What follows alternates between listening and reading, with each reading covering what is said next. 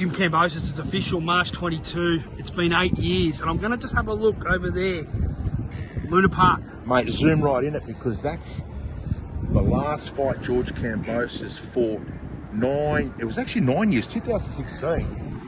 Well, 8.5. 8.5 against Brandon Ogilvie, who was the #1 name in Australian boxing before Kambosos knocked him off in fashion that night.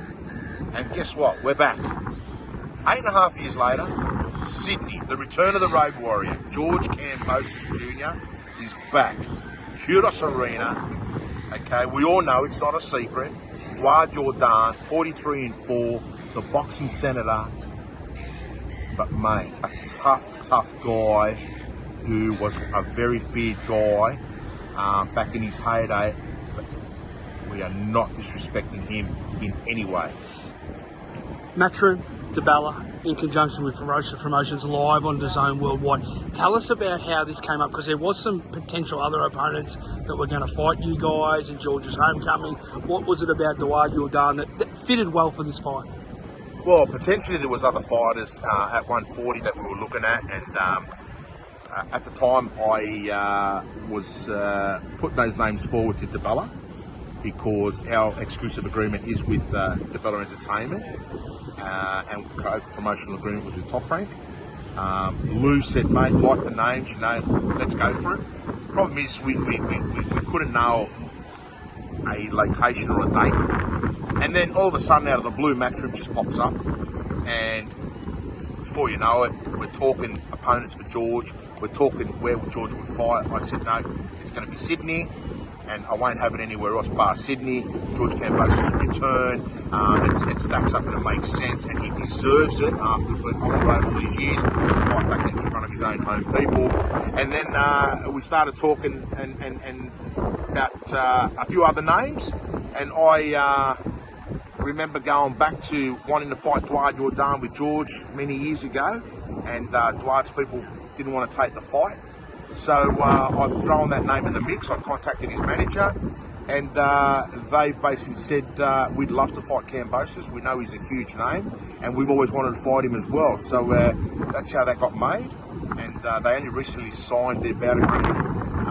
And look, Indonesia's a huge market. Financially, it stacks up.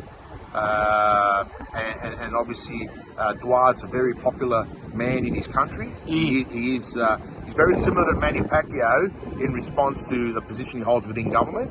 So he's the boxing senator in Indonesia, where Manny was a senator over in Philippines. So it's creating a lot of traction here with his community. So that's why financially, when you crunch the numbers, it made sense to go for Dwight and drop off on the other two names that we had in play at 140. Talk about Jim, and George actually brought it up 2 days before the fight, for those in a different sport. We've got a World Cup qualifier here, Australia versus Indonesia, yes. On the 20th, which will be a Thursday night, 7 p.m. Massive event. I think it's live on Stan Sports. Shout out to the guys at Stan Sports. Yeah. But I've just been told from a source at Ticketek that you might have already had 2,500 to 3,000 tickets already sold for this event. Yes. From the Indonesians. Is that right? Already on it. Is it true though? Yes. What's happened is I know that the Socceroos are playing the national Indonesian team. I know the date, March 20th at Allianz Stadium, and Ticketek is obviously the agent for sale of those tickets at Allianz. And I'm constantly in communication with Dwight's manager, and he told me that they're going to have 3,000 spectators at the soccer, plus a lot of...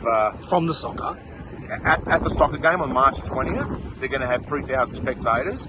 And what they've done is basically they're going to get all them, obviously via Ticketek, because they're both the agents for the boxing event and for Allianz. Yeah, right. And obviously they blocked out the bays, and they're going to have 3,000 Indonesians flowing 2 days later from the Socceroos game straight into Kudos Arena. And obviously government officials from Indonesia are flying in as well. And that shows you the respect that they have for their senator, Dwight Yordan. So yes, 3,000 tickets are on the wait list, and they're Indonesians. Wow. So obviously we're blocking out Greek bays, we're blocking out all kinds of bays for everyone there. So it's literally going to be an international fight night with some crazy fans on board. When do tickets go on sale? Hospitality packages and VIP go on sale tonight, and the wait list is also going to be the link's going to be posted tonight on the official announcement, and the general admissions are going on sale. There's a 10 a.m. wait list that you can register on for the GAs on Friday morning, this Friday, the 7th, and 2 p.m. Tickets go live on sale. Talk about Yordan. Hopefully you guys are successful. George just spoke about he thinks this could be the last time he fights in Sydney for a while, because you guys have fought all over the world. What is the road path for Ferocious Promotion to Bella Matchroom with George? You know, hailing that you guys do become successful on March 22. Is it to New York? Is it to Saudi? Is it to the UK? I know there's been talks about Hitchins. There's been talks about Teofimo rematch. There's even been talks about Paro down under. What is the roadmap for you guys? Well, that is the roadmap right there. First and foremost, the roadmap is, to have a successful event, which we're confident that'll be the case with George Kambosos in Sydney against WARNS, and obviously getting that victory. And then obviously moving forward, those names that you threw around, Hitchins is now the new 140 IBF champ.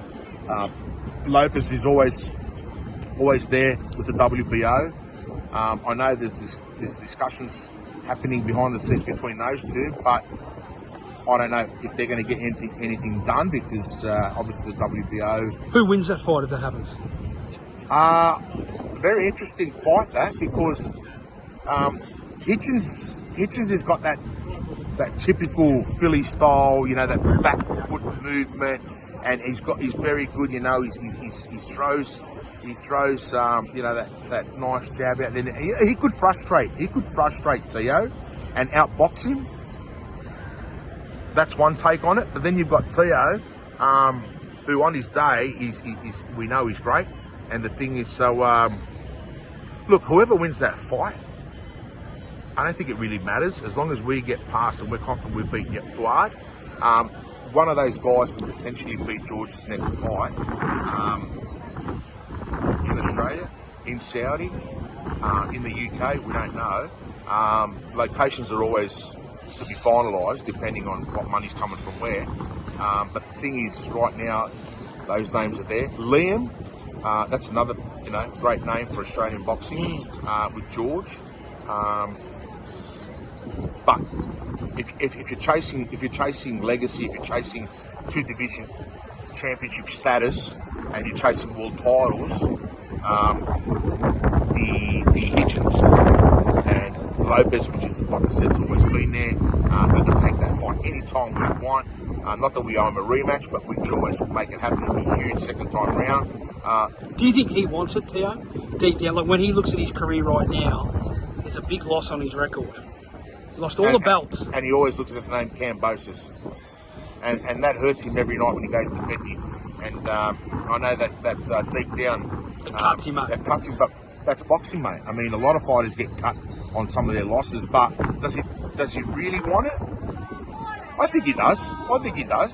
And I reckon he'd be an easy deal to make, because he wants that fight so bad that he's not going to be basically trying to make a deal, and it's like pulling teeth, mate. He'd want that fight, and he would make it happen on a budget that will well and truly work for a promoter that puts it together. The world would tune into that too, wouldn't they? Easy. I mean, it's huge. Everybody's big money fight. Everyone's going to want to know how it all plays out the second time round.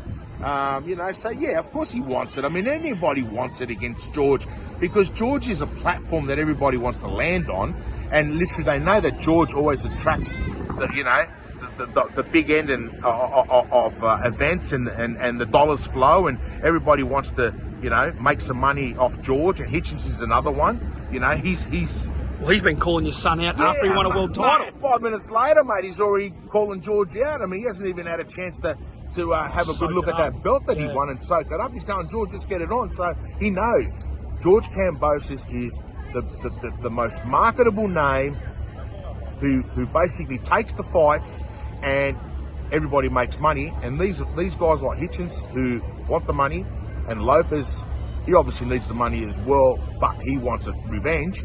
Mate, George Kambosos is a name right there and there.